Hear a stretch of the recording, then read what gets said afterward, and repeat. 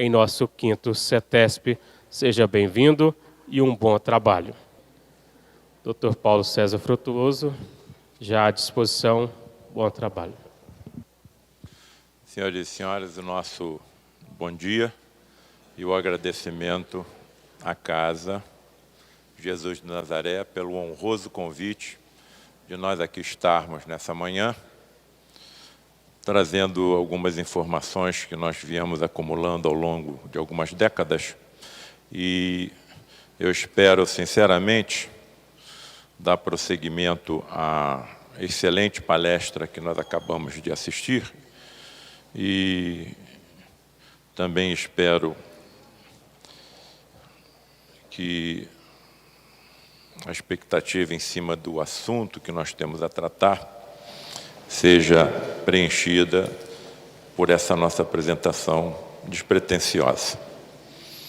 O termo que me foi dado a falar foi a medicina oculta, ou a face oculta da medicina. Esse é o título de um livro que foi escrito no final de 2013 para 2014, em que eu coloco algumas experiências que foram colocadas ao longo da minha vida profissional, início da qual eu tive que tomar uma decisão muito importante. Ou eu me viro para a esquerda e finjo de que nada disso está acontecendo na minha vida, porque eu acho que ninguém vai se entregar às mãos de um cirurgião que acredita em fantasmas. Ou então eu me viro para a direita e resolvo pesquisar cientificamente o que é que eu estou vendo. Os senhores estão olhando para um mal-aventurado. Eu precisei ver para crer. E vi. Então, eu faço parte de um grupo espírita no Rio de Janeiro, cujo lar o nome é o Lar de Frei Luís, em homenagem a essa entidade que comanda esse grupo desde que ele foi fundado. E a fundação do Lar de Frei Luís data de 1947. Aqui já fica um grande ensinamento. O Lar de Frei Luís é o maior centro espírita do Rio de Janeiro. E o maior centro espírita do Rio de Janeiro é comandado por uma entidade católica. E essa entidade católica é ainda assessorada por duas outras entidades católicas, o Padre Isabel e o Frei Leonardo, donde nitidamente se percebe que quem se divide em judeus, protestantes, católicos, espíritas, maometanos, ateus, somos nós. Para o tal Deus que eu não entendo, por enquanto só sei que ele existe, não existem essas divisões. Nós pertencemos a um único rebanho, com um único pastor. Quem é o nosso pastor? O Cristo planetário da Terra, Jesus. O que é um Cristo planetário? Um Cristo planetário é um espírito criado, simples e ignorante como todos nós, e que atingiu tamanha evolução pelo conhecimento e principalmente pelo amor, que lhe foi outorgada a responsabilidade do governo de um planeta inteiro, desde que esse planeta era tão simplesmente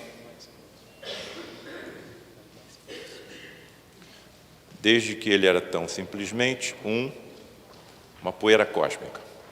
Em relação ao planeta Terra, 4 bilhões e 500 milhões de anos. Há 4 bilhões e 500 milhões de anos, Jesus já era Jesus.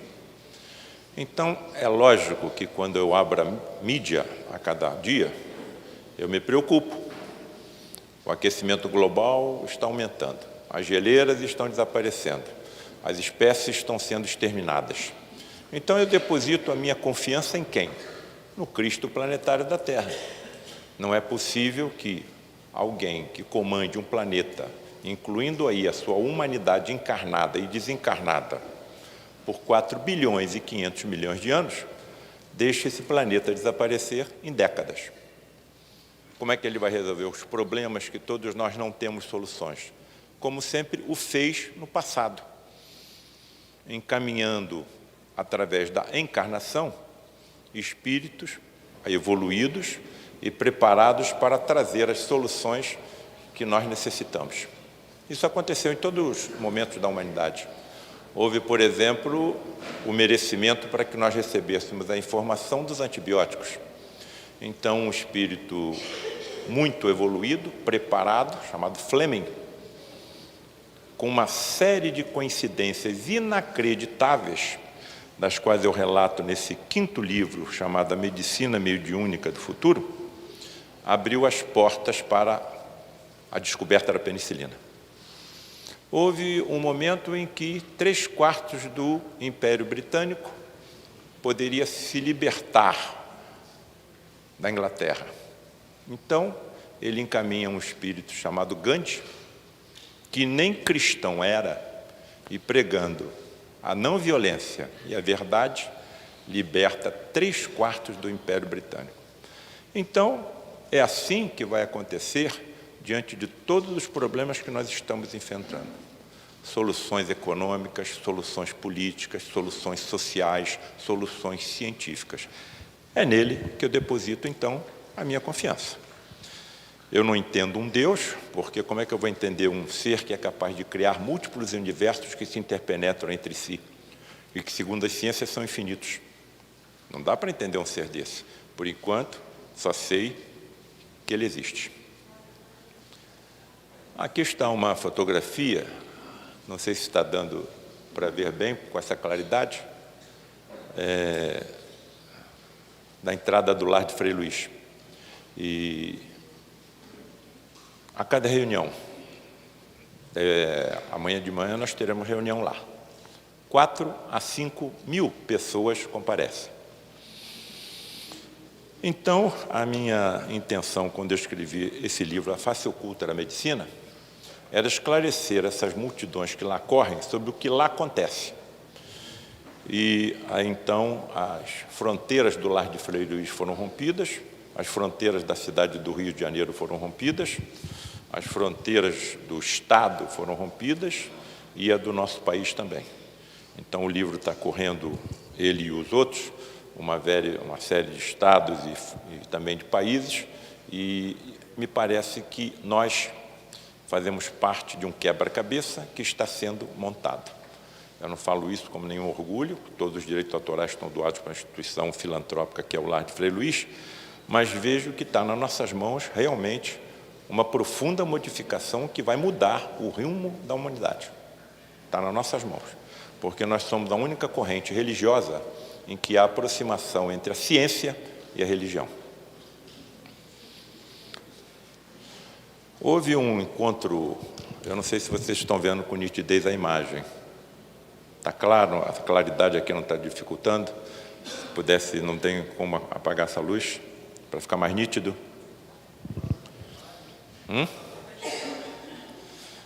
Bem, houve um encontro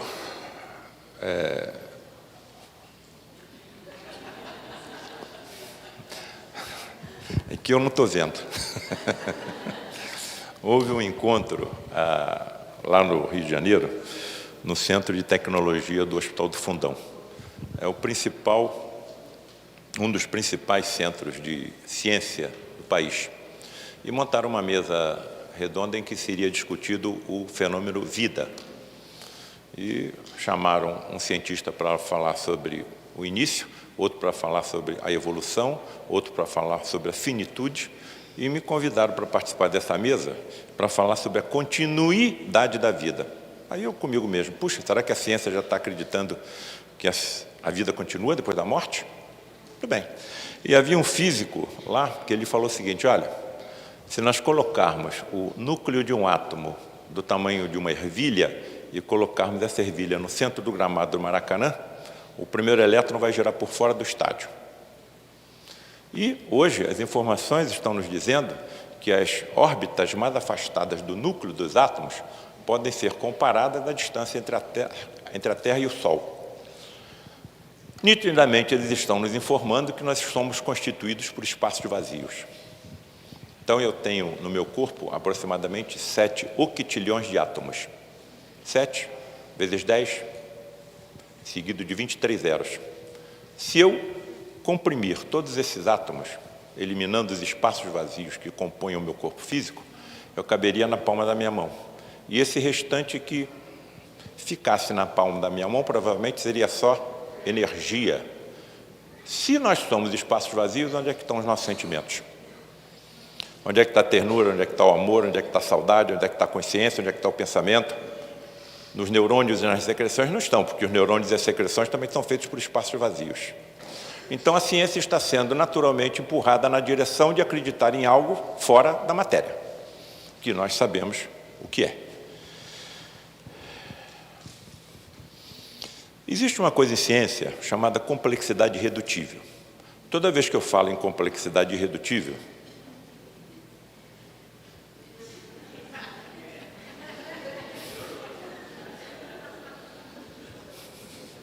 deixa eu ver se eu vou enxergar. Toda vez que eu falo em complexidade irredutível, eu apresento esse desenho. E esse é um desenho elaborado por um gênio cartunista americano da década de 30, de 20, de 40, que era coqueluche da juventude americana. Rube Goldberg. Ele queria, por exemplo, criticar os impostos americanos que eram muito altos.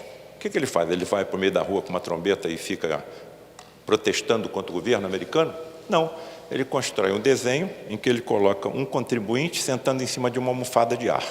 Quando esse contribuinte senta na almofada de ar, é despejado um jato de ar na direção de uma bola de gás que se aproxima de uma vela, evidentemente a bola explode, espanta um cachorro que está amarrado numa gangorra, que deixa então cair uma bola de bilhar sobre outra gangorra, que lança os impostos americanos ao ar, que se chocam com um chuveiro na haste oposta onde tem um escorregador que despeja água exatamente em cima da folha de uma planta onde está armada uma mão mecânica que rouba a carteira do contribuinte.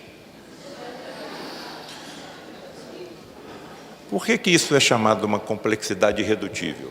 Porque nós não podemos tocar em nenhum detalhe desse desenho, porque senão o objetivo final não é alcançado. Eu não posso, por exemplo, colocar uma rolha nessa mangueira. A bola tem que estar cheia, não pode estar vazia. A vela tem que estar acesa, não pode estar apagada. O cachorro tem que estar bem amarrado. Nenhuma de outra, qualquer folha dessas plantas se prestaria a montar a mão mecânica, porque senão a carteira do contribuinte não seria alcançada.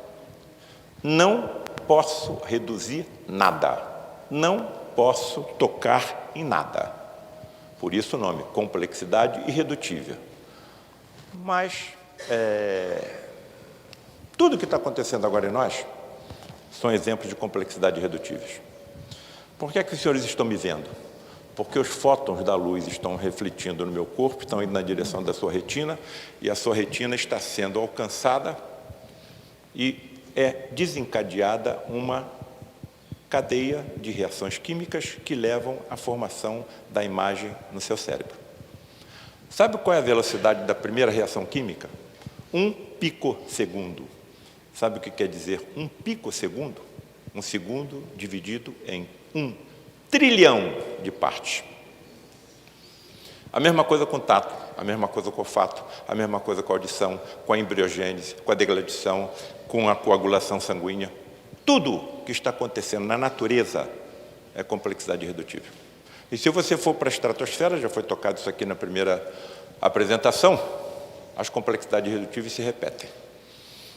Se a distância entre a Terra e o Sol fosse menor do que aqui é, não poderia haver vida, porque os oceanos evaporariam. Se fosse mais distante, não haveria vida, porque os oceanos congelariam. Se o índice de oxigênio da nossa atmosfera fosse menor ou maior, não poderia haver vida. Se a salinidade do mar fosse menor ou maior, não poderia haver vida. Tudo isso é complexidade irredutível. Toda vez que eu toco nesse assunto, principalmente em... Deixa eu desligar o telefone antes que ele toque. Desculpe. Toda vez que eu toco nesse assunto, principalmente diante de plateias eruditas, uma pergunta é fatal. Se existe um planejamento inteligente para tudo, por que é que nós adoecemos? Onde é que está esse poder aí tão perfeito que cria universos infinitos que se interpenetram pelos outros, mas que se descuida e permite que os seus seres adoeçam? Então, nós estamos numa encruzilhada. Essa encruzilhada está formada pelas religiões e pela ciência. As religiões me levaram até onde poderiam ter ido. Até onde elas estão me levando? Até o fenômeno morte. A partir daí, eu não sei mais nada. O Espiritismo me dá lampejos. Estou vendo algumas informações que estão me ajudando. Mas praticamente todas as religiões não me dizem aonde que eu vou morar. Quem vai me sustentar? Que espécie de corpo eu terei? Se eu necessitarei de algum alimento? Se algum líquido correrá pelo meu corpo, levando nutrientes e levando energia. Eu não sei se as crianças que falecem em tenra idade continuam crescendo. Não sei se os idosos rejuvenescem, não sei se os aleijados voltam a recuperar os seus movimentos, não sei se os cegos voltam a enxergar. Eu não sei nada. Quando você parte para o lado da ciência, tudo é obra do acaso. A evolução é obra do acaso, as mutações genéticas são obra do acaso, e o canceroso para a ciência é um azarado. Eu tenho 100 trilhões de células. Uma das minhas células acumulou um grupo de mutações que levou à transformação maligna daquela célula. Então eu sou um azarado. 50% da humanidade adquire o câncer. Bem, então eu vou precisar que alguém venha do lado de lá para me contar essa história. E esse alguém que vier do lado de lá pode vir incorporado em algum sensitivo, que preferimos chamar de médium? Pode, mas não me convenceu.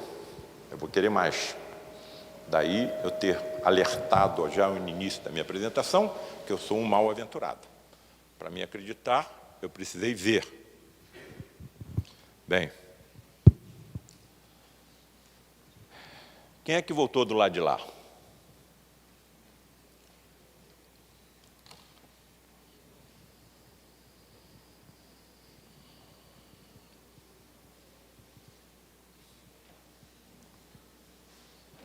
Não está respondendo. Alguém voltou do lado de lá. Mas voltou como? O nosso amigo aí foi chicoteado quase até a exaustão. Não satisfeitos, pegaram uma coroa de espinhos e encravaram na cabeça dele. Segundo os historiadores, alguns espinhos alcançaram até a calota craniana, superfície óssea, até a compenetração. Não satisfeitos, pregaram ele numa cruz de madeira. Fala com ela mais próximo. Muito bem. Não satisfeitos, passaram uma lança no seu tórax à direita. Não satisfeitos, retiraram ele da cruz e colocaram ele numa gruta hermeticamente fechada no deserto durante 3 dias. Ele reaparece com seu corpo constantemente reconstituído. Olha, eu confesso que não é fácil um cirurgião acreditar nisso. Durante 3 dias ele sofreu tudo que é imaginável se sofrer. E ele aparece com seu corpo todo reconstruído. Então, eu tive que procurar um plano B.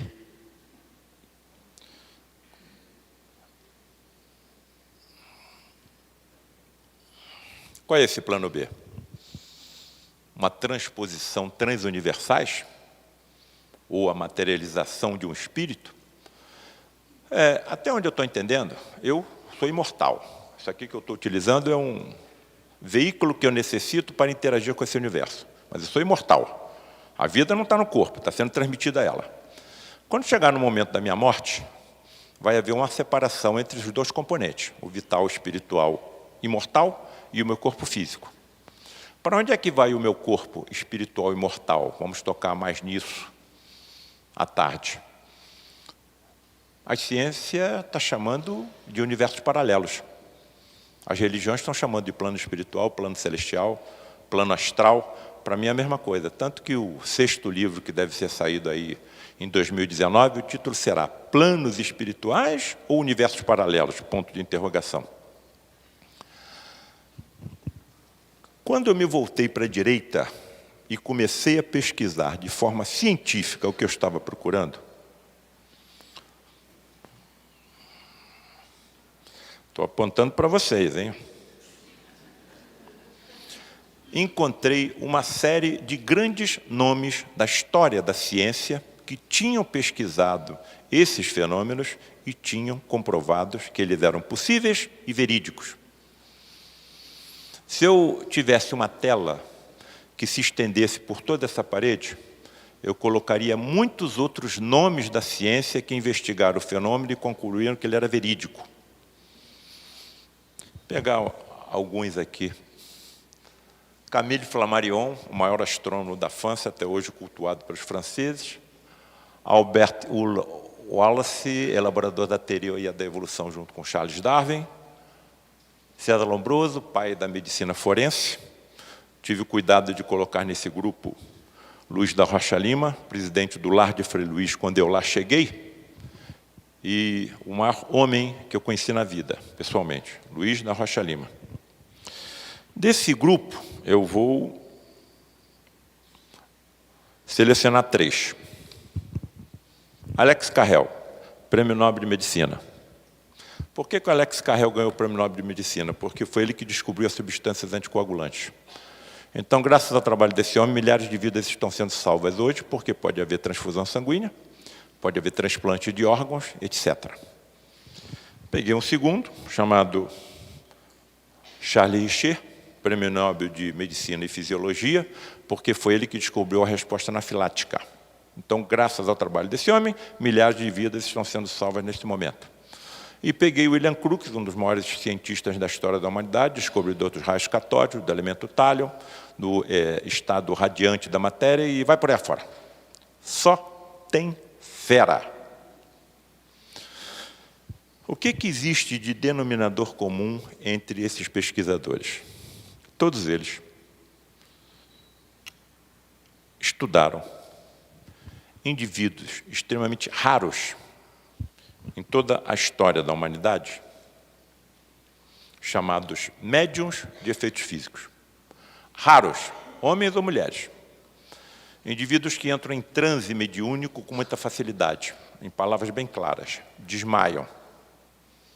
E quando estão nesse transe mediúnico, começam a expelir pelos orifícios naturais do corpo um fluido energético não alcançado ainda pela nossa ciência e que foi denominado por Charles Richer como ectoplasma. A expressão que vocês estão vendo aqui parece uma espuma de barba sendo expelida pela boca, pelo nariz e pelos ouvidos desse médium. Até hoje eu não entendo como é que o Ivan conseguia respirar com a sua boca e as suas narinas entupidas por esse fluido energético chamado ectoplasma, entupindo, né, a sua boca e as suas narinas. Com esse fluido energético, um espírito desencarnado pode se transpor do universo onde ele está habitando ao nosso. Se nós quisermos usar um outro termo, podemos usar a materialização de um espírito, que é o que é mais usado aí nas obras mediúnicas, na história do espiritismo. Que fique bem claro, se nós tivéssemos um espírito materializado aqui, todos estariam vendo, e não somente os médios videntes. Se ele falasse alguma palavra, todos ouviriam. Se nós estivéssemos perto dele e exalasse algum odor, todos nós perceberíamos. Ele está materializado ou transportado no nosso universo. Observem que, nessa fotografia, a entidade não tem semelhança nenhuma com o médium. Uma série de exigências para que tais fenômenos ocorram, exigências químicas e físicas são observadas. Por exemplo, essas reuniões têm que ocorrer na escuridão completa. Por quê? Porque os fótons da luz artificial e mesmo natural afetam o ectoplasma, a entidade quando ela está materializada e o médium. Se nós estamos na escuridão completa, como é que nós vemos uma entidade quando ela está materializada? Porque quando ela sai da cabine mediúnica, que funciona como um condensador das energias que se desprendem do médium, ela sai emitindo luz do seu corpo e das suas vestes. Então nós vemos uma entidade materializada no escuro porque ela surge como um astro iluminado. E aí começa uma das minhas tremendas torturas. Se a luz artificial que nós conhecemos afeta o ectoplasma, o médium e a entidade, por que as luzes que se desprendem da entidade, das suas roupas e dos aparelhos que eles trazem para tratamento dos pacientes graves que levamos a tais reuniões não afetam o ectoplasma, nem o médium e a entidade?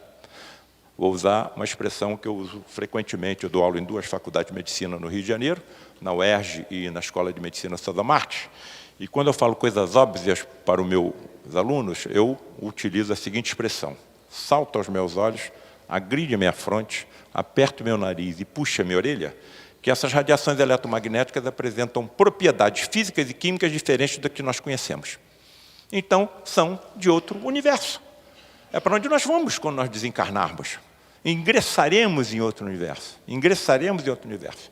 Por que essas reuniões são tão raras? Porque esses médiums são muito raros. Segundo, porque é muito difícil o desenvolvimento de tais médiums. Terceiro, porque é muito difícil você conscientizar um grupo de pessoas que constituam uma assembleia e que acompanhem o médium a uma reunião de materialização. Porque as energias energéticas de altíssima energia que se desprendem dele são sensíveis até ao próprio pensamento. Então eu não posso entrar numa entidade dessa pensando nas contas que eu tenho que pagar amanhã. Eu não posso entrar numa reunião dessa pensando no aborrecimento que eu tive em casa ontem, no trabalho durante a semana. Não vá. Não vá. Porque energia é neutra. O ectoplasma também. Então ela pode ser usada para o bem como para o mal. E como nós habitamos num planeta de provas e expiações, estamos rodeados por bilhões de entidades que não têm o mínimo interesse em que as verdades trazidas pelo espiritismo kardecista cristão percorram toda a humanidade. Então sabem como aproveitar tais energias e produzir o mal. Podemos taxá-los de tudo: maldosos, ambiciosos, perversos, traiçoeiros, menos de uma: ignorantes. Isso não me parece ser muito diferente de nós, não. Nós utilizamos a energia atômica para construir aparelhos que tratam câncer. E utilizamos a mesma energia atômica para construir uma bomba que, quando foi lançada na cidade de Hiroshima, matou 120 mil pessoas. Então, eles não são muito diferentes de nós.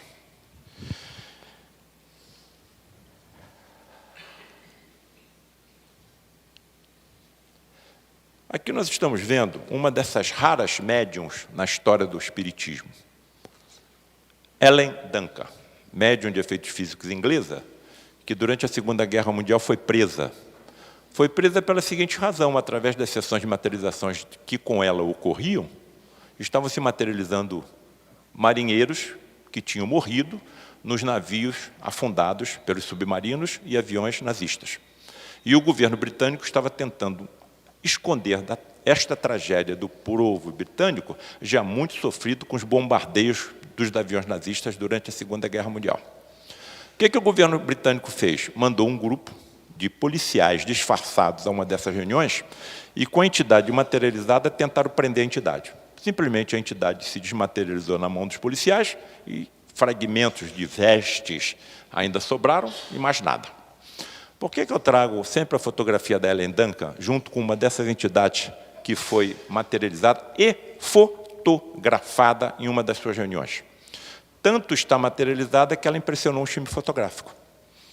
Observem que elas vêm cobertas por mantos de ectoplasma iluminados. No meu pobre entendimento, acho que as antigas histórias de fantasmas cobertos por lençóis têm origem nas materializações de espíritos. Por que as materializações de espíritos acontecem no lar de Frei Luís, ou aconteciam até pouco tempo. Principalmente para atendimento de pacientes graves, pacientes que a nossa medicina pouco pode atuar. Nesse grupo, o maior número, cancerosos. E aí, explode em cima de mim. Eu sou cirurgião oncológico. Então, a maior parte dos pacientes que ali são tratados por essas entidades, por esses seres de outros universos, por esses seres espirituais, são pacientes com câncer. Então, as coisas vão se encaixando como pedras de um quebra-cabeça. Foi falado aqui na primeira apresentação que o acaso não existe. Absolutamente de acordo. Para mim não existe acaso. Não é por acaso que nós estamos aqui, não é por acaso que nós pertencemos às famílias que pertencemos, que temos os companheiros e as companheiras que temos os filhos que temos, nem os pais e as mães. Tudo está mais ou menos planejado, tudo.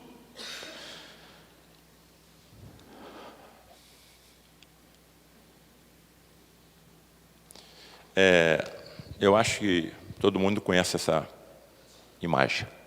Jesus no Monte Tabor, com Moisés e Elias. Indago aqui aos presentes, todos que estão aqui. Diante de uma cena dessa, Jesus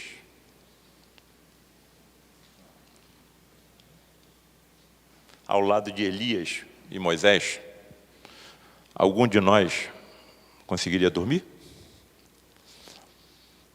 Esse que permaneceu acordado não tentaria acordar os outros dois? Ou tentou e não conseguiu? Estaria exagerando em levantar a hipótese de nós estarmos diante de dois médiuns de efeitos físicos, porque todos os discípulos dele eram poderosos médiuns, e através do ectoplasma deles desprendido, Elias e Moisés, como espíritos que eram, terem se materializado ao lado de Jesus? Coloco como hipótese. É o que eu coloco nos meus livros. Coloco o que eu testemunho e crio possibilidades hipotéticas e deixo o leitor tomar as suas próprias conclusões.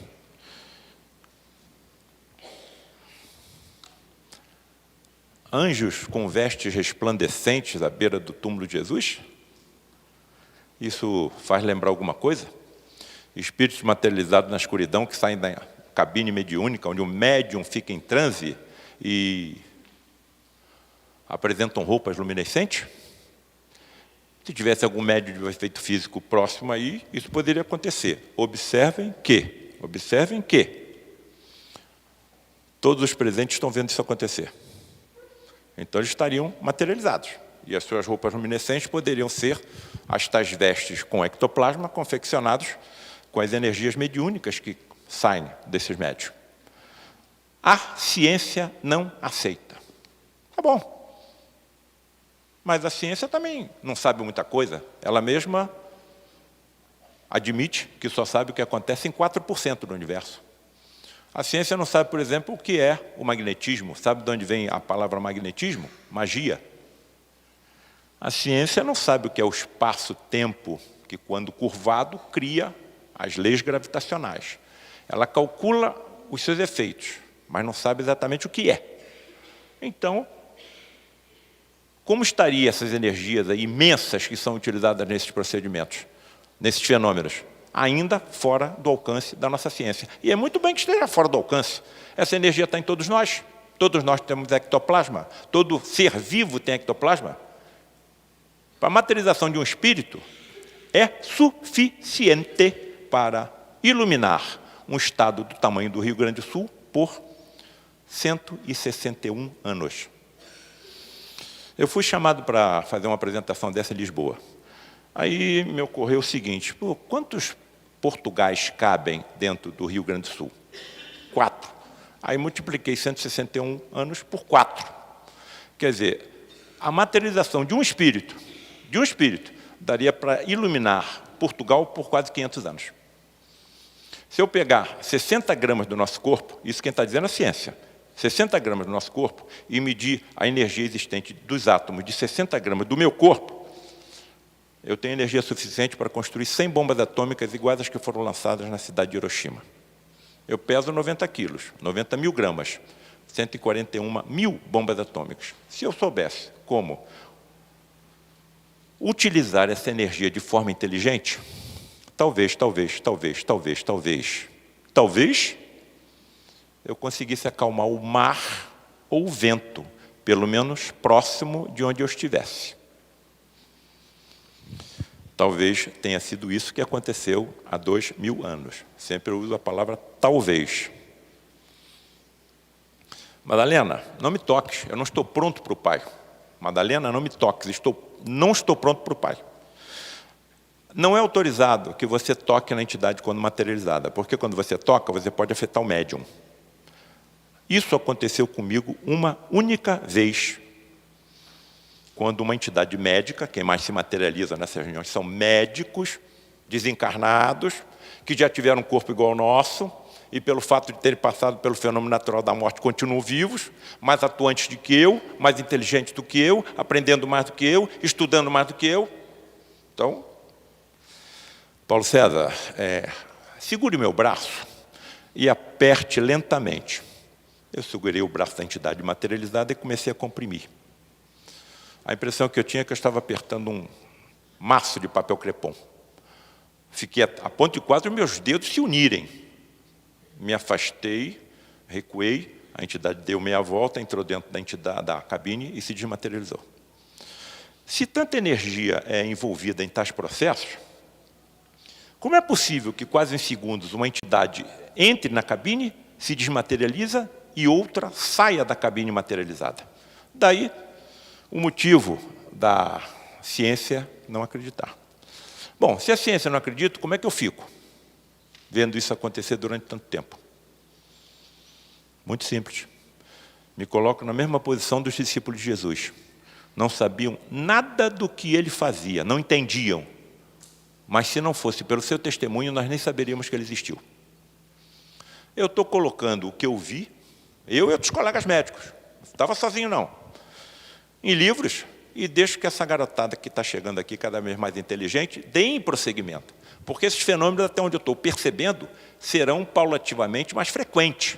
E aqui pode estar, e aí está o que eu coloco no livro A Medicina Mediúnica do Futuro, o que os médicos do futuro farão, sabendo como utilizar de forma inteligente essa energia. Desintegração, por exemplo, de cálculos biliares, de cálculos renais, de placa de ateroma, de tumores cerebrais, de vermes, de corpos estranhos. Eu não posso deixar de negar que isso seja possível. As pessoas entenderão por quê ao longo da nossa apresentação.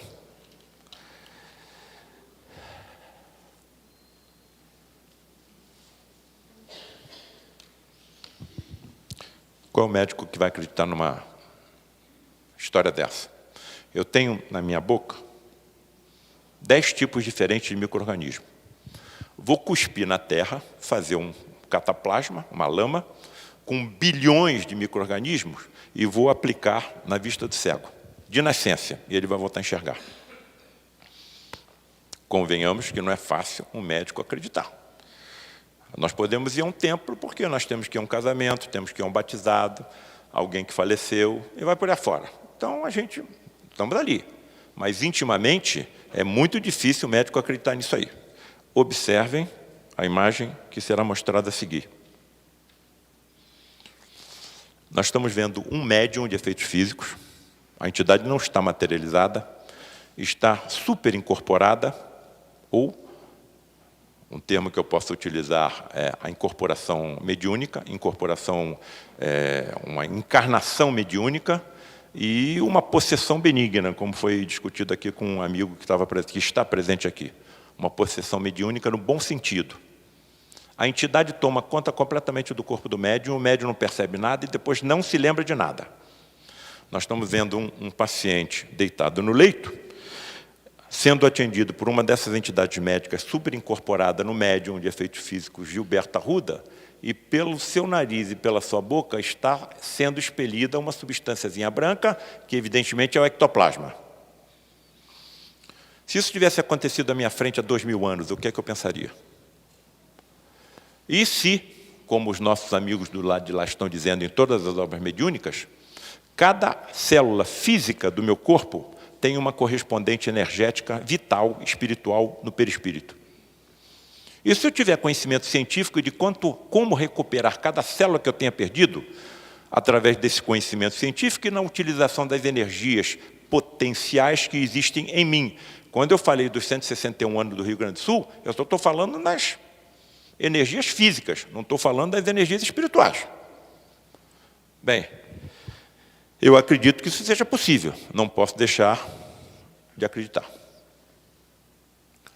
E coloco ao público 4 reflexões. E se algum médico estivesse presente em alguma dessas reuniões?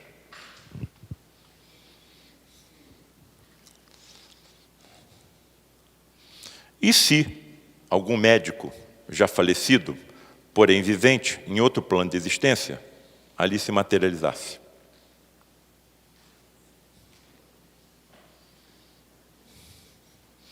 E se fosse possível diálogo entre esses 2 médicos? Um encarnado e outro desencarnado, materializado pela ectoplasmia.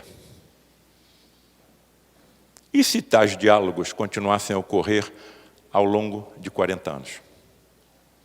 Foi exatamente o que aconteceu comigo.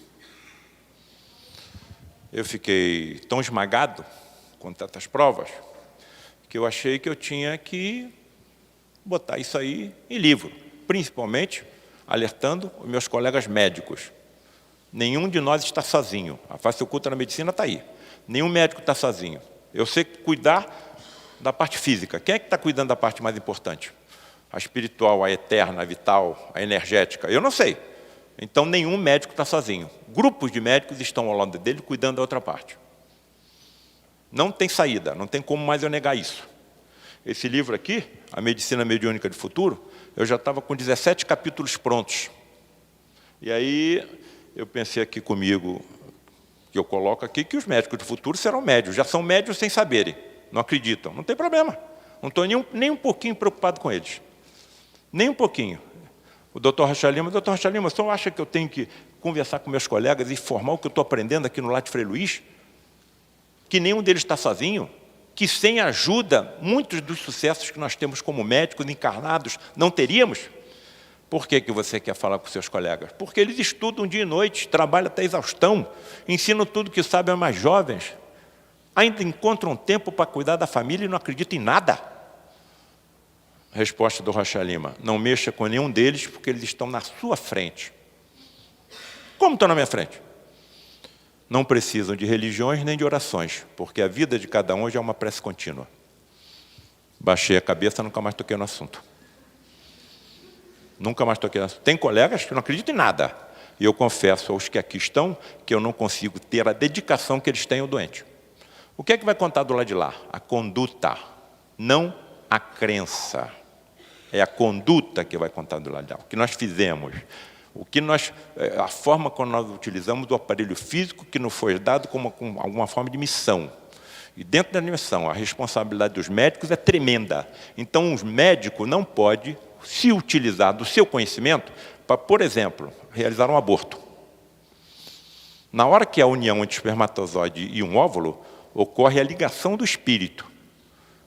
Então, você tem equipes de geneticistas cuidadosamente trabalhando com uma encarnação absolutamente planejada e você vai e interrompe esse processo. É uma das mais tristes atividades de alguém encarnado. Depois que diz, ao lado do próprio suicida, que é outro também. Quando passo para o lado de lá, eu não quero nem pensar o que vai acontecer com um colega meu que entre nessa estrada. Então, eu estava com 17 capítulos já prontos, e, será que eu conheço algum médico, médium, ou alguma médica, médium, que possa me dizer o que acontece com ela ou com ele, quando está, por exemplo, dentro de um centro cirúrgico, dentro de um ambulatório, dentro de um consultório? E tem uma médium médica lá, muito assim, potente e mediúnica, que está lá conosco há 7 anos. Me aproximei dela e perguntei se ela podia colaborar com esse livro. Muito assim, silenciosa, né? Vou pensar. Tá bom. Passaram-se 10 dias, ela pensou, voltei à carga, ela não me respondeu nada. Bom, eu vou colaborar com o seu trabalho com uma condição. Qual é a condição? Que você não coloque o meu nome no livro. Tá bom. Muitos colegas percebem mediunicamente o que acontece com seus pacientes, mas ficam acanhados de dizer. Pode ser taxado de maluco. Eu vejo alguns deles, depois que eles leem o livro, me procuram reservadamente. Paulo César, o que você está colocando nesse livro já aconteceu comigo, mas eles não falam para ninguém. Isso aconteceu toda a história da medicina. O que aconteceu com o Pasteur? O Pasteur foi taxado de louco, ameaçado de prisão. Ele estava querendo evitar que doenças acometessem seres humanos e animais, injetando em animais e seres humanos o mesmo micro-organismo que causa aquela doença. Isso no século XIX, o que levantaria a suspeita? Ele não está regulando bem. Impeçam o trabalho dele. O trabalho dele só vingou porque ele desenvolveu uma vacina para vacas que estavam desaparecendo na França. E o governo francês continuava pressionando a que ele não utilizasse os seus métodos. Mas as vacas não estavam morrendo na cidade de Pasteur, porque ele desenvolveu uma vacina contra a doença que as acometia. E isso chegou ao conhecimento dos russos. Os russos mandaram uma equipe lá, viram o que estava acontecendo e fizeram a mesma coisa na Rússia. Aí a França reconheceu o trabalho de Pasteur. Então é muito difícil para nós modificarmos o nosso pensamento, a nossa modificação. Depois de décadas num caminho, você modificar o caminho. Isso é natural da raça humana que nós pertencemos, do nível em que nós nos encontramos. E ela começou a me relatar o que acontecia com ela, por exemplo, quando ela entra num centro cirúrgico. Ela vê mais médicos desencarnados do que encarnados. Ela não vê nenhum médico sozinho. Em determinados momentos, a visão dela adquire transparência e ela vê os corpos dos pacientes internamente. Em outros momentos, ela penetra dentro do corpo do paciente e começa a ver os seus órgãos por dentro. Algum médico vai ter coragem de dizer isso aos seus colegas? Ela é uma médium. Essa vai ser a medicina mediúnica do futuro. Os médicos serão médiums. Eu vou voltar, claro que vou voltar. Vou vir mais preparado, porque do lado de lá, em 1 hora, eu aprendo o que aqui eu fico estudando durante anos. E eles estão me dizendo tudo que eu já estudei, não está perdido, está gravado no meu cérebro quântico ou espiritual. E quando eu desencarnar, naturalmente, todas essas informações voltarão à minha memória. Imagine a felicidade que eu sentirei. Volto mais preparado. Passo numa faculdade de medicina. Primeira coisa que eles vão fazer comigo no futuro, abre a boca. Vão recolher células da minha mucosa bucal e vão examinar o meu ADN para ver se eu tenho o perfil genético mediúnico. Se eu tiver, serei profundamente desenvolvido por estudiosos do assunto nas escolas médicas do futuro. É isso que eu acho que vai acontecer. Os senhores não estão vendo um médico como eu, aparamentado para entrar numa cirurgia. Os senhores estão vendo um espírito de um médico desencarnado materializado. Tanto está materializado que ele impressionou uma chapa fotográfica. Observem que ele está com lírio nas mãos. Sabe por quê? Frederic von Stein, cirurgião do exército nazista. Sabe por que ele se aproximou do lar de Frei Luís? Porque lá nós temos um educandário, hoje com mais de 500 crianças, e algumas delas tinham sido judeus em vidas passadas, e o ódio persistia. Mas caiu nas malhas do amor de Frei Luís, que também era alemão. Durante 10 anos ficou sem se manifestar. Quando começou a se manifestar, o médium Gilberto Arruda já estava presente no grupo, médium de efeito físico de grande potência, e ele se materializou com lírio nas mãos, porque Frei Luís, quando veio para o Brasil, habitou a área serrana do Rio de Janeiro. E era ele quem cuidava dos jardins do mosteiro, onde ele ia visitar. E adorava lírios e violetas. E o Frederic, quando se materializou com um lírio na mão. Diante dessas provas que foram colocadas aí na minha frente, eu não tive saída. 40 anos, vou voltar como? Começar tudo de novo? A Estrela de Belém, os Reis Magos, o Sermão da Montanha, a crucificação, entre aspas, o que eu acho que aconteceu foi uma materialização. Tudo isso aconteceu e tem que ser insistentemente relembrado, sim, só que eu não consigo ficar paralisado há 2000 anos. Eu quero saber como isso aconteceu. Ninguém pode curar um leproso sem conhecer a existência de um micro-organismo chamado bacilo de Hansen. Ninguém pode curar um cego sem conhecer toda a estrutura do globo ocular, uma das mais complexas estruturas que a biologia conhece. E ninguém pode fazer um paralítico andar sem conhecer toda a estrutura muscular, óssea e nervosa do corpo humano. Se há 2000 anos ninguém sabia, onde foi que ele aprendeu? Como médico, eu também quero aprender. Agora que ele aprendeu, aprendeu. E aprendeu como? Com civilizações que não mais existem, com planetas que mais não existem, mas que aprendeu, aprendeu. Então, ele era um tremendo cientista, médico dos médicos, e continua sendo. E tinha, sob o seu comando, uma série de outros médicos que o acompanhavam permanentemente. Basta ver que o servo do centurião estava a quilômetros de distância. E Jesus não foi lá. Então, médicos que o acompanhavam, provavelmente foram até lá, utilizando as energias ectoplasmáticas que dele se exalavam, um médium de grande potencialidade em todas as áreas, e fazia os prodígios que fez. O que ele está mostrando para mim? O que poderá fazer um médico do futuro. Não tenho dúvida.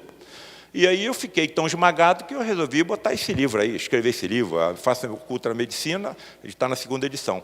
Por isso que os senhores me conhecem. Se eu não tivesse escrito livro nenhum, eu não estaria aqui, ninguém me conheceria.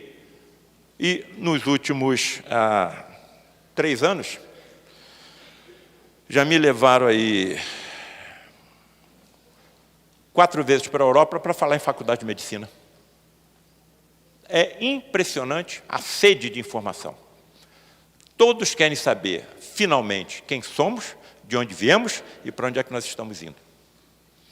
E seguiu-se, além desse A Face Oculta da Medicina, esse livro Espíritos Decaídos Materializados e Reflexões Científicas de um Médico. Colega, esse livro, Espíritos Decaídos Materializados, no final da década de 70 e início de 80, conseguiu-se 7 fotografias de entidades materializadas contra a sua vontade e que foram fotografadas.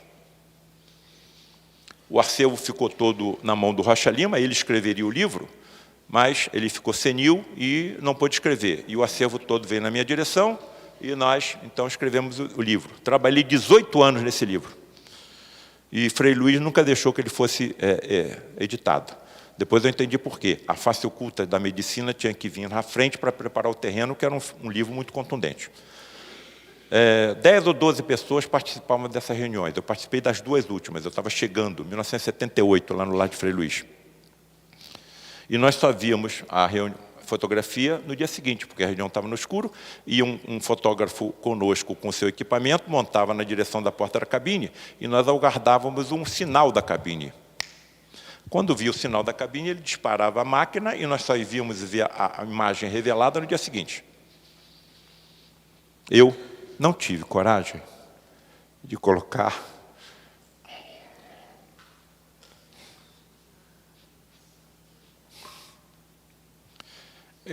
essas imagens no livro, por 3 razões. Eles foram conquistados pelo amor de Frei Luiz e estão em recuperação. Se eu tivesse aquelas imagens, não ia querer que a minha fotografia aparecesse em livro, revista, jornal, internet, televisão. Terceiro, que eu acho que é a razão mais importante. Eu não sei o que é que eu fiz em vidas passadas. Eu posso ter sido pior do que eles. Então, em respeito a eles, descrevo as fotografias, mas não as coloquei. Estão comigo. Quando falo sobre esse livro, talvez mostre 1 ou 2 e paro por aí. E reflexões espiritualistas e científicas de um médico. Os senhores estão vendo aí um seminário montado em Lisboa, em Faculdade de Medicina, a Face Oculta da Medicina. Eu falei lá mais ou menos a mesma coisa que falei aqui. E aqui está um amigo de vocês presente nessa reunião. E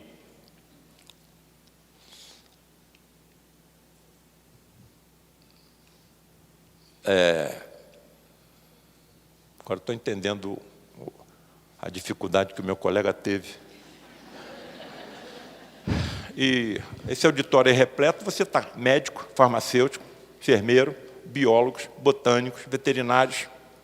No dia só foram medidos mais de 500 livros. Então, quer dizer, a sede de informação está muito grande. A maior parte dos palestrantes dessas jornadas médicas portuguesas são brasileiros que realizam essas palestras. Então, assim como eles nos trouxeram a nossa colonização material, me parece que agora nós estamos levando a colonização espiritual para Portugal. E foi em Portugal e Paris, e as coisas não param. O que eu coloco nesse livro? Diálogo entre um médico encarnado e outro desencarnado, materializado pela ectoplasmia. O que eu vou apresentar aqui rapidamente? Algumas das perguntas que eu consegui fazer ao longo de 40 anos ao Frederic e a resposta que ele me deu. Eu não vou botar todas as perguntas, porque ninguém depois vai comprar o livro se souber todas as perguntas.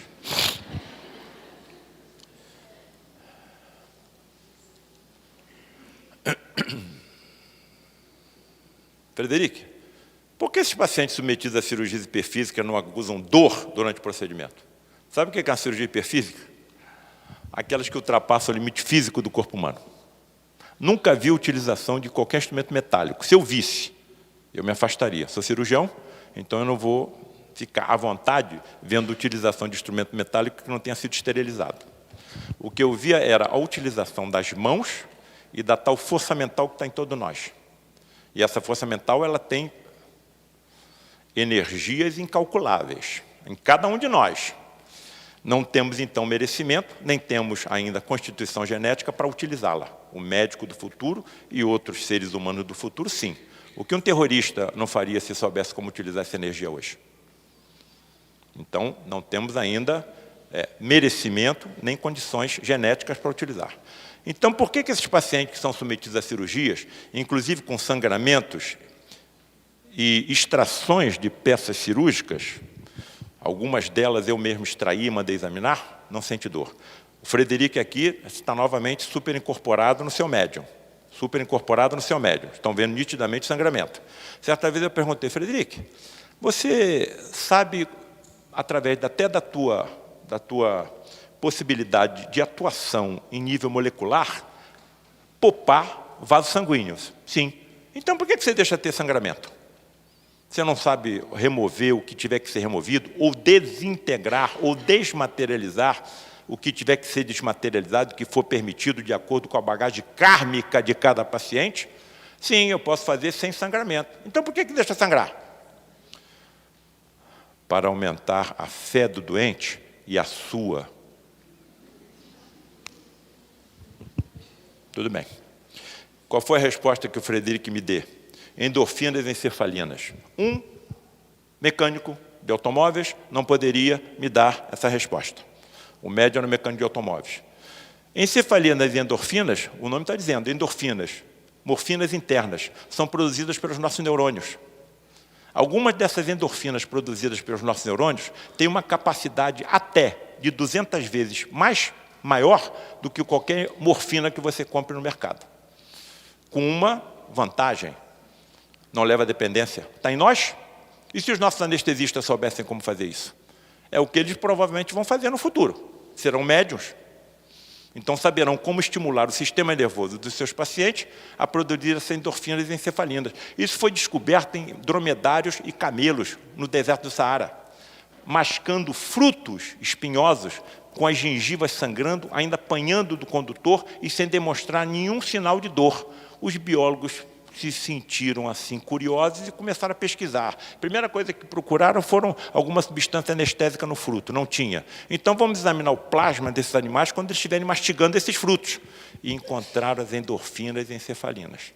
Então, eles são acompanhados por anestesistas espirituais que estão estimulando o sistema nervoso do paciente a produzir essas substâncias. Por que, com frequência, vejo você e outras entidades médicas, Frederic, atuar em regiões do corpo dos doentes distantes da área enferma? Eu sei que o paciente está com câncer no estômago, ele está atuando no tórax. Eu sei que o paciente está com uma coronariopatia grave, ele está atuando no abdômen. Eu sei que o paciente está com tumor cerebral, ele está atuando no tórax. Eu vou dizer para vocês a resposta que ele me deu e vou deixar que os senhores mesmos tirem as suas conclusões. A preocupação do enfermo sobre a região ou órgão que ele sabe estar doente dificulta a nossa atuação. Desviamos, então, sua atenção para outra área, mas, na realidade, confeccionamos um túnel de ectoplasma até a zona verdadeiramente doente e ali realizamos o procedimento necessário. Sem comentários. Frederic, como correlacionar a existência de Deus com as doenças da infância? Eu estava passando pelo corredor do centro cirúrgico do Hospital Pedro Ernesto e encontrei com um ex-aluno meu, hoje um grande cirurgião de cabeça e pescoço. Tudo bem, Leonardo? Tudo bem. O que você vai operar, Leonardo? Vou fazer uma traqueostomia no paciente. Ah, é? Por que você vai fazer? Vamos ali na sala de cirurgia, o paciente já está anestesiado, eu lhe mostro. Aí entrei na sala de cirurgia com esse colega, ex-aluno meu. Entro na sala de cirurgia, me deparo com uma criança de 6 meses, anestesiada, com um tumor maligno no pescoço, quase do tamanho da cabeça da criança. Comprimindo a traqueia, não estava conseguindo respirar, fiz uma traqueostomia, o paciente respirou, e algumas semanas depois a criança desencarnou. Sarcoma, colega, altamente agressivo, um sarcoma infantil. Aí eu virei, Leonardo, essa doença começou antes da criança nascer. Olha ali.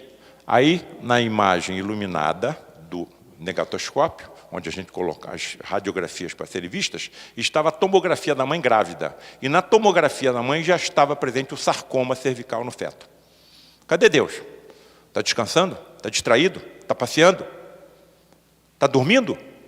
Como é que ele deixa uma tragédia biológica dessa acontecer? Houve um encontro lá no Rio de Janeiro, num dos mais respeitados órgãos científicos da medicina.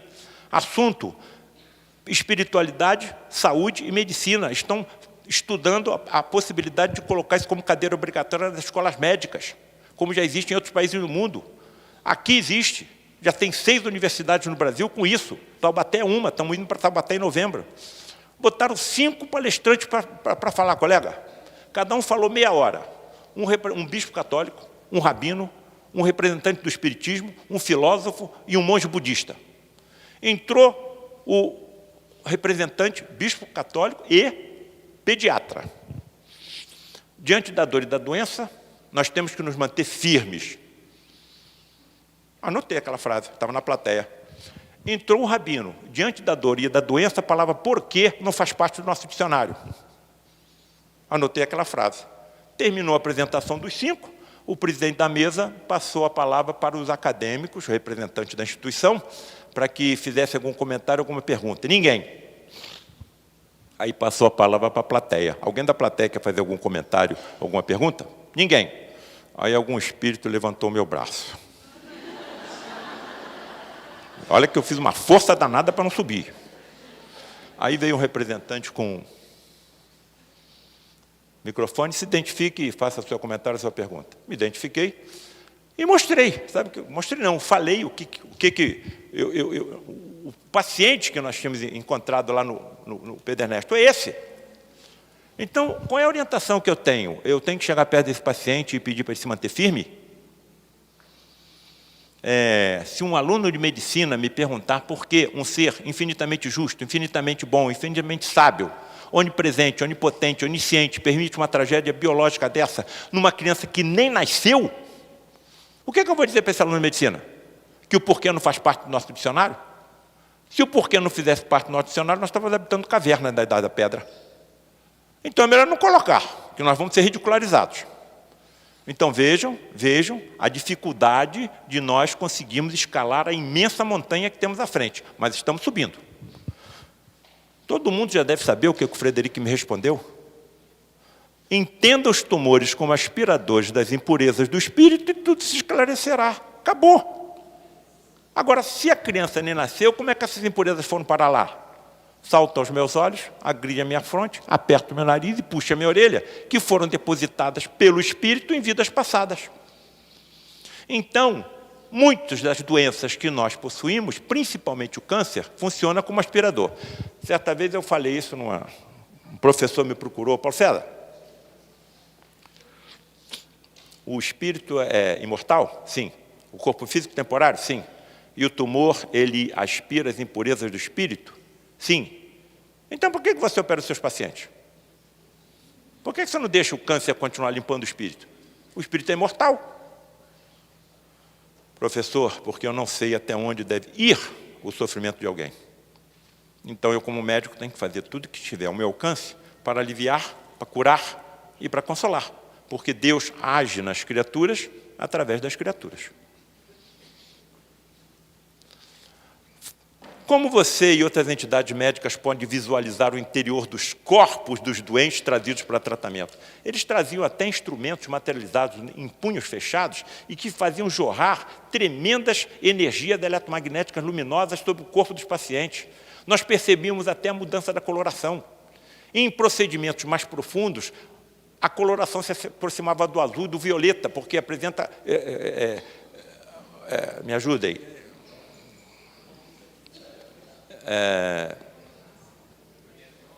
Comprimento de onda mais curto e pode penetrar mais profundamente. Obrigado.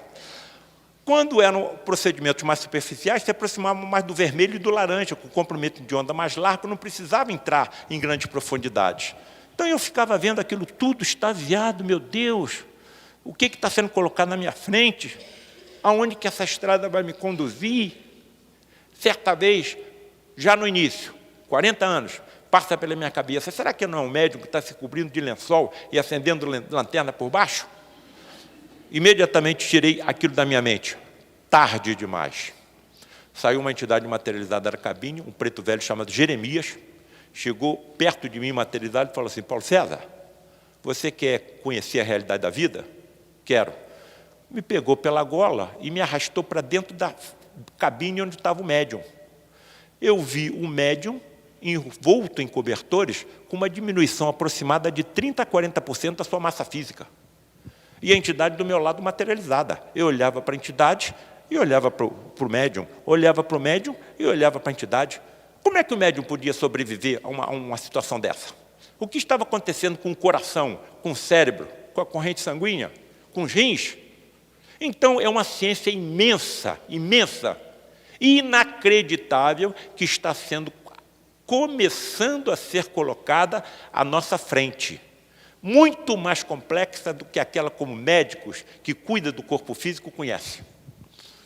Mas eu sou imortal, eu vou mais cedo ou mais tarde adquirindo cada vez mais conhecimento. Não estou mais preocupado com isso. Olha o que ele me responde. Sabe por que ele vê? Eu vejo o interior dos corpos como se pele eles não possuíssem. Visão de raio-x, está de acordo com obras do André Luiz. Então, o espírito tem a visão do raio-x. Ele pode ter essa visão até quando está incorporado no médium. Então, ele está se utilizando do equipamento visual do médium para adquirir a visão por transparência. E o equipamento físico do médium é semelhante ao nosso. Então, na nossa evolução como espécie, no futuro nós poderemos ter outros sentidos, como, por exemplo, a visão por transparência. Como é que você distingue uma célula sadia de uma enferma, Frederic? Eu as distingo porque suas vibrações são diferentes uma das outras. Se ele vê a vibração da célula, ele está vendo a célula. Se ele está vendo a célula, ele tem visão microscópica. É isso que vai ser a medicina mediúnica do futuro? Até onde vai essa sua visão microscópica? Você é capaz de ver as organelas celulares? Para você ver organela celular, você precisa de microscópio eletrônico com aumento até de 400.000 vezes. Qual é a resposta do Frederic? Sim, eu posso.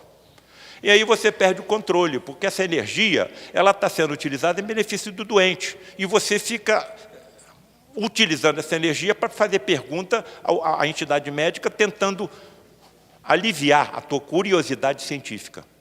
Essa é a minha tortura, a curiosidade científica. Sim, eu posso. E aí você dispara outra. Você é capaz de alcançar com a sua visão o átomo e as partículas subatômicas, Frederic? Não, eu ainda não. Mas espíritos mais evoluídos que eu, sim.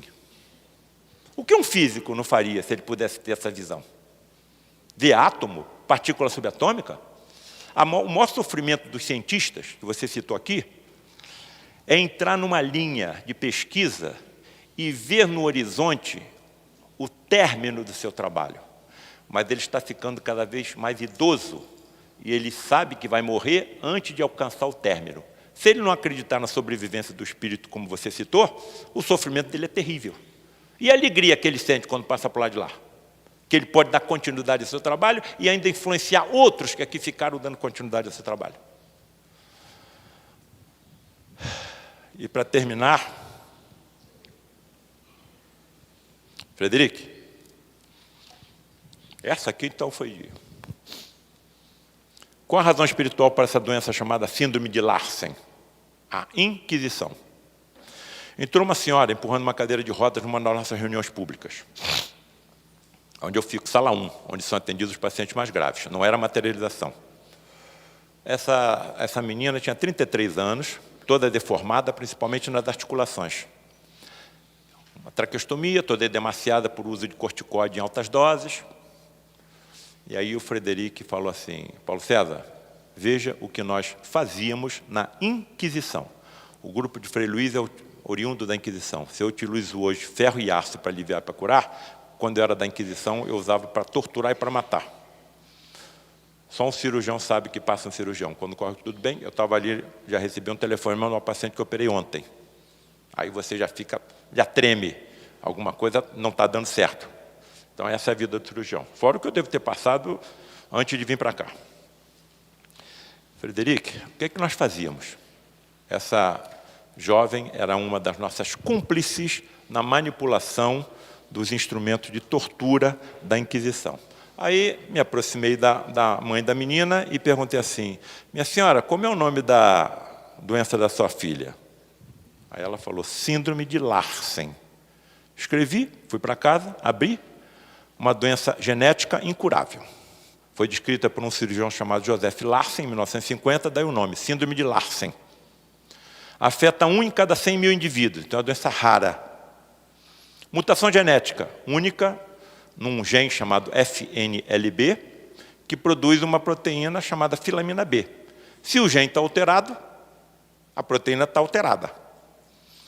Entre as áreas estruturais que essa proteína entra, estão as articulações do feto. Então, as articulações ficam defeituosas. Antes da criança nascer, ela começa a sofrer luxações. As juntas se desconectam. E as imagens dinâmicas, como ultrassonografia, mostram alguns sinais de que a criança já está sentindo dor. Bom, se eu estou diante de uma plateia de alunos de medicina, acabou aqui. Doença genética rara e incurável. Acabou. Eu estou diante de uma plateia espiritualista. Então, vamos dar um passo à frente. Qual é o passo à frente que eu dou? Eu vou mostrar, primeiro, as lesões causadas pela doença. Vocês estão vendo nitidamente aqui que as juntas estão se separando. Olha lá aquele cotovelo lá. Olha os pés da criança. E entra na vida adulta e continua. O aspecto, mais ou menos, que eu vi da jovem que entrou na sala de tratamento do Frei Luís era essa. Observem que as anomalias estão principalmente nas juntas. Coluna, joelho, tornozelo, cotovelo, punho, soltam. E aí eu ingressei nas lesões causadas pelos instrumentos de tortura da Inquisição. Eles, por exemplo, amarravam o pé as mãos da vítima por trás e suspendiam. Ainda tinham cuidado de pendurar pesos no seu tornozelo. Algumas vezes deixava a vítima cair e, antes que ela atingisse o solo, prendia a corda novamente. E o corpo da vítima se desprendia e ficavam só os braços presos na corda. E a vítima morria de hemorragia. Aqui nós temos a roda, em que puxava a vítima com os braços para cá e a perna para lá. Aqui os trapazos, que eles botavam no tornozelo, nessa posição de trapézio, pesos cada vez mais pesados. E, nitidamente, nós percebemos que as lesões principalmente acontecem nas articulações. Amigos, não tem saída. É uma regra matemática. Fez, você vai colher. Não tem saída. E se nós soubermos disso, maior a nossa responsabilidade. Um desses espíritos decaídos que se materializou na porta da cabine era um carrasco da Idade Média. Nós éramos 12 pessoas comandadas por um almirante chamado Carlos Melo, uma disciplina de assustar. O santuário era pequeno, ele vistoriava tudo, vistoriava a cabine, vistoriava o médico, vistoriava... Aí aparece um carrasco na porta da cabine, com aquela roupa pesada, parecendo um tecido escocês quadriculado, cordas em volta da cintura, um capuz que ia até quase o teto, 2 rombos nos olhos, e ele com os olhos arregalados de terror, sendo fotografado. Eram 12 pessoas. Por que essas 12 pessoas vão subir 6, 7 horas da noite para uma montanha do meio de uma floresta? Nós não temos nenhuma deficiência mental. Então, algo de grande importância ali aconteceria. Aí o padre Isabel, auxiliar do Frei Luís, disse o seguinte: olha, desde que esse espírito desencarnou, ele não pode reencarnar. Por quê? Porque ele não consegue descolar a roupa de carrasco do perispírito, porque ela está ali soldada no seu perispírito. E ainda fica vendo as cabeças rodar em volta dele. Se ele é no carrasco da Idade Média, ele está padecendo com isso há séculos. Se eu assumir, como aconteceu no estado do Rio de Janeiro,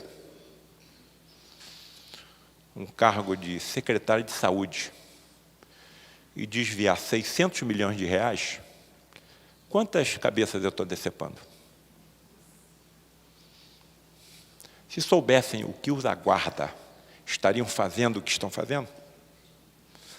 Fora da caridade não tem salvação. Sim, eu acho que a ciência poderia ajudar muito, porque esses corruptores, assassinos, pedófilos, milicianos, traficantes, terroristas, todos, vacinam os filhos deles contra tudo. Paralisia infantil, catapora, varíola, sarampo e vai por aí afora. Por que eles fazem isso? Porque foi a ciência que provou a existência de micro-organismos causadores dessas doenças. A nossa tecnologia médica está cada vez mais sensível. Já estamos usando a antimatéria no escrutínio do corpo humano, PET scan, tomografia por emissão de pósitrons, elétrons com carga positiva. Então, daqui a pouco, a nossa tecnologia vai estar tão sensível que vai detectar a existência do componente espiritual energético vital. Você vai matar quem? Não existe morte. E quando você passar por lá de lá? Algumas dessas somas que são desviadas são impossíveis de serem gastas em uma única encarnação. Então, tem uma tremenda psicopatia aí. Então, eu acho que vai ser fundamental a ação da ciência nessa história toda. Onde é que essas lesões vão aparecer? Claro, no ADN, que constitui todo o nosso corpo. Então, tudo vai estar relacionado com o que nós fizemos. Bom, Frederico, eu, quando opero um fígado, um câncer, um estômago, um pâncreas, eu vou lá no fundo. Por que muitas vezes eu vejo você trabalhar só na superfície? Resposta: sei como confeccionar colchões de ectoplasma por trás dos órgãos e elevá-los até a superfície. Então, não preciso mergulhar profundamente como você faz. Nunca mais saiu da minha cabeça essa informação. Aí eu estou sentado vendo televisão na minha casa e um documentário chamado Alienígenas do Passado. Primeiro episódio, Evidências, é o nome do episódio, e os interessados, 8º minuto. Não saiu muito mais da minha cabeça.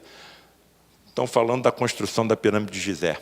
2.300.000 blocos de pedra, pesando entre 6 e 80 toneladas, retirados de uma pedreira localizada a 900 quilômetros, há 4.000 anos atrás, quando não se conhecia a roda nem o ferro. Os historiadores estão dizendo o seguinte: a mais alta construção humana até a Torre Eiffel, hein? O que os historiadores modernos estão dizendo? Só tem uma explicação para essa estrutura ser levantada: auxílio de tecnologia alienígena. Eu estou ouvindo. Daqui a pouco o apresentador fala o seguinte: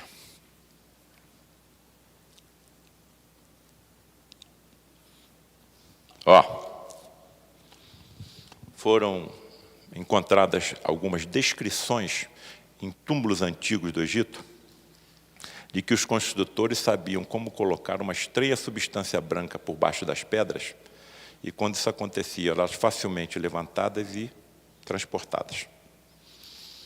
O que vocês acham que aconteceu? Imediatamente eu me lembrei do que o Frederico tinha me dito. Já falei aqui a energia que está envolvida no uso do ectoplasma. Já falei. Eu acho que eu vou escrever outro livro. Alienígenas ou médiuns? A mediunidade era conhecida no Egito Antigo. Quem mandava no país eram os sacerdotes, não era o faraó. Tinha um médium de tudo quanto era jeito. Será que aquelas câmeras não poderiam ser utilizadas como câmeras de utilização da energia ectoplasmática de médiuns de efeitos físicos? Aí resolvi escrever outro livro. Alienígenas ou médiuns? E também está aí. Sempre fui inimigo ferrenho do tabagismo, porque eu via a quantidade de pacientes com câncer que chegavam ao hospital onde eu trabalhava, trazidos pelo tabagismo. Aí, organizei naquele tempo era só slide, eu organizei uma palestra e saía correndo com um projetor embaixo do braço, meio. Escola, clube, até presídios eu fui dar aula sobre o perigo do tabagismo. Aí chegou um colega e falou assim, Paulo César, por que você não apresenta essa imagem nas tuas palestras? Eu olhei, não acreditei. É isso mesmo que você está vendo. Houve um escândalo envolvendo essa pessoa em 1983. E o Globo foi lá, fez a reportagem e fez uma fotografia da pessoa quando ela estava fumando. Nitidamente, na fumaça do cigarro, se desenhou a silhueta de uma cara tonha com vários detalhes impressionantes. 2 dentes incisivos, um nariz com asa do nariz e tudo, um olho, uma sobrancelha, um ouvido, uma basta cabeleira, como se ele estivesse abocanhando a cabeça do fumante. Aí está a razão provável de uma série de acontecimentos relacionados à toxicomania. Do lado de lá não tem nicotina, não tem crack, não tem ópio, não tem maconha, não tem álcool. O que eles fazem? Se aproximam de nós e tentam influir mediunicamente, mentalmente, o ingresso nessas estradas. Principalmente dos jovens. E aí, quando você faz uso de uma dessas substâncias, alguns eflúvios se desprendem de você, e eles absorvem, e dá algum alívio à necessidade que eles estão tendo. Se essa fotografia tivesse sido feita alguns segundos antes ou depois, nada apareceria. Nada apareceria. O que eu acho? Esse camarada deve ter algum componente mediúnico físico. Deve ter se desprendido moléculas de ectoplasma dele, moldaram a silhueta de uma entidade obsessora, não sei, o termo que o colega usou na palestra dele foi outro, não foi obsessora. E a fumaça acompanhou. Então, deixo mais uma imagem aí, a reflexão daqueles que aqui estão. E aí é o que eu toco no assunto dessa medicina mediúnica do futuro, onde eu mostro nitidamente que nós, como médicos, estamos tratando efeitos, não as causas. Então, sem a ajuda dos colegas do outro lado de lá, muitos dos sucessos que nós teríamos, não teríamos. E essa será a medicina do futuro. Aqui está o amigo de vocês, e não entro em nenhum ato cirúrgico sem colocar na minha mente essa imagem. Queria agradecer a atenção de todos, a paciência. Sérgio está aí? Sérgio, eu tenho mais 2 imagens para mostrar, mas não sei se devo mostrar. O que você acha? Muito provavelmente, principalmente os jovens, vão sair daqui e vão botar o meu nome lá na internet. E aí podem ver algumas imagens estranhas, e como isso aconteceu no passado, eu resolvi trazer essas imagens para que ninguém se assuste. Esse é o médium Gilberto, primeiro, morto, no dia 19 de junho de 2015, quando teve a sua casa invadida, foi torturado e assassinado. Geralmente, esses médiuns têm morte violenta. São grandes devedores do passado e que lhes é dada a mediunidade de efeito físico para que resgatem mais rapidamente as suas dívidas. Isso aconteceu no dia 19 de junho de 2015, nunca mais eu vou me esquecer. E as 2 imagens que eu não queria que chocassem, principalmente os jovens, que quando chegar em casa,